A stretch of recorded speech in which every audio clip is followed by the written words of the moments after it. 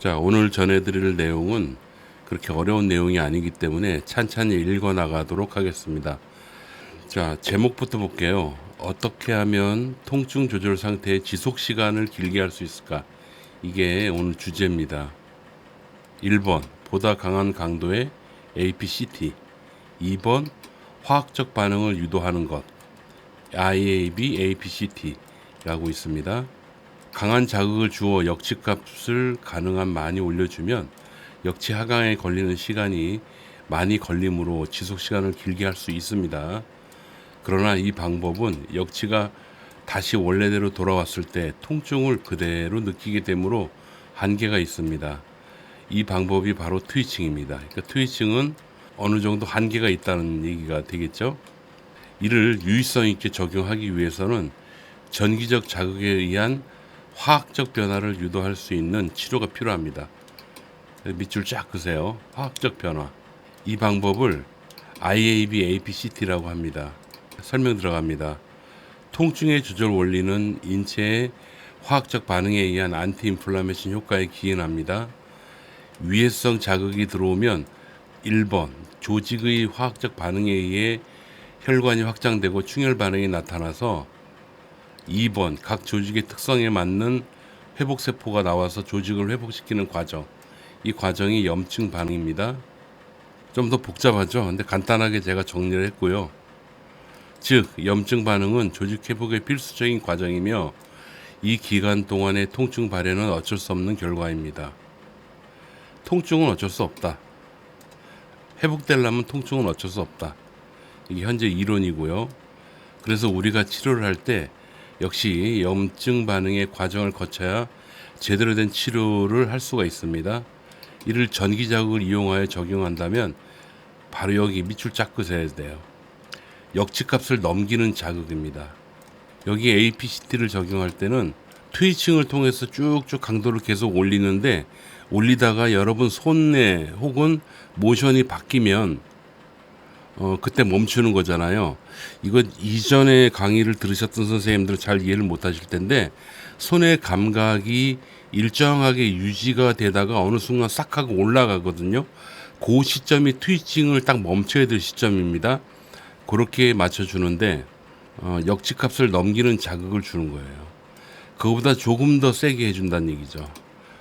상당한 스킬이 좀 필요합니다. 환부에 직접 적용하는 겁니다. 환부의 역치값을 넘기는 전기 자극을 지속적으로 주었을 때 여기 보시면 피부의 손상이라고 써 있는데요. 자극을 고강도 자극을 주잖아요. 그리고 자극을 준 상태를 좀 길게 해주잖아요. 그렇게 되면 거기에는 일렉트로닉 번, 전기적인 화상이 나타나게 되겠죠. 뿐만이 아니고요. 자극받는 그 부위의 조직까지도 손상을 받아요. 이런 현상을 염증 반응의 결과라고 할 수 있습니다. 그러나 여긴 제가 적진 않았지만 그 정도는 심하지 않습니다. 그러니까 마치 그 프롤로를 생각하시면 돼요.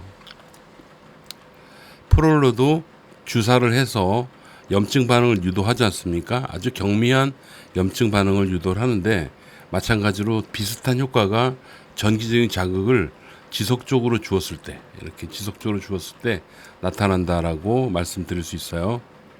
그러나 너무 과도한 염증의 발현은 통증을 더 유발할 수 있으며 이런 염증성 반응 이후에 2차적인 처치 있죠. 여기도 밑줄 쫙 그시고 하지 않으면 환자 입장에서는 치료 후에 더 통증을 호소합니다.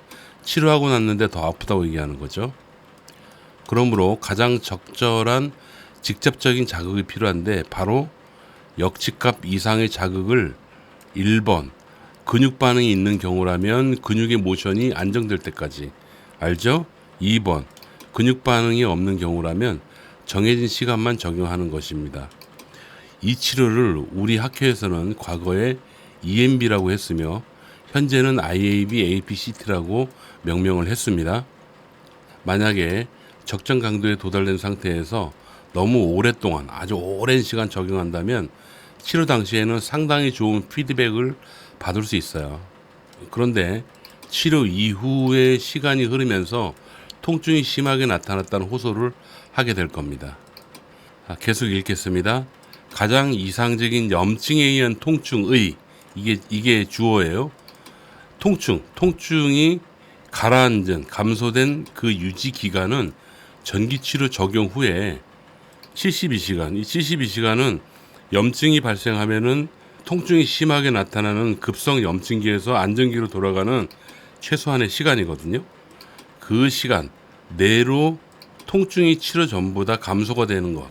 한마디로 얘기해서 한번 치료하고 나서 3일 동안 통증이 덜하거나 안 아프면 치료 성공한 거예요. 근데 그 얘기를 제가 좀 복잡하게 썼습니다. 자, 전체적으로 종합을 해보면 1번, 2번, 3번, 4번 이대로만 하면 되는데요. 먼저 환자가 왔어요. 왔을 때 어디가 아프다 그래요. 그럼 아픈 부위의 상위 레벨에서 APCT를 적용 1차로 상승시킵니다. 2번 환부에 직접 네거티브로 역치값 이상의 고강도 치료를 적용한다. IAB, APCT가 되겠죠. 3번 근육 반응이 있는 경우라면 근육이 이완될 때까지, 근육 반응이 없는 경우라면 정해진 시간 한 2분 정도가 가장 무난한 것 같아요. 적용하는 것. 이게 IAB, APCT의 적용 시간입니다.